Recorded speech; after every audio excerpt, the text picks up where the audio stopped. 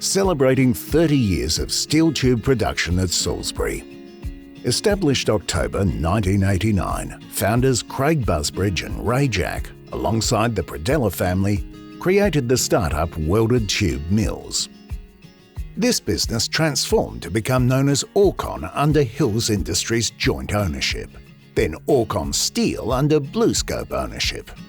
Steel was one of those industries that never seemed to change, and I think it was ripe for some changes and some new thinking and some innovations. Well, Ray and I wrote a business plan. We formed a little company called Busbridge and Jack, and a mutual friend introduced us to the Predella family, namely Silvio Predella.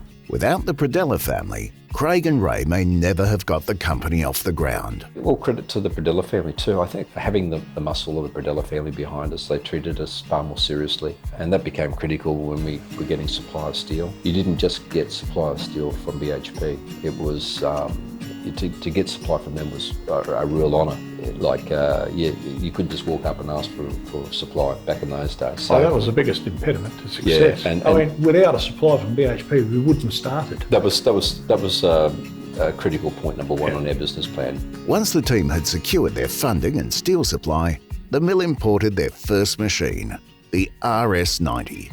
Looked around the world for the best machine that would be easiest to change over. We met this company called Massoita. What we wanted was a quick changing machine, and we got it. And it was Germany that built it, so it was a good piece of kit, a really, really nice bit of gear.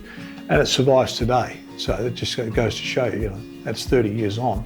The mill here that's grown exponentially from its first starting period of less than 10,000 tonnes back 30 years ago to be well in excess of 150,000 tonnes now, and it supplies a significant part of Australia and the tubular needs.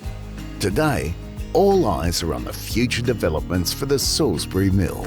I think the challenge for us is to always be not only living in the moment of what we're doing now, but looking on the horizon and seeing what we need to be doing to be competitive and keeping up with what's happening in the industry. It's up to us to really write the next phase of the business, and if we're confident and passionate about what we do, then we can determine where the business goes. This business should be around in another 50 or 60 years. If we keep focused again on the needs, the emerging needs of society, and just keep adapting ourselves, continually change and get better, we've got a great future.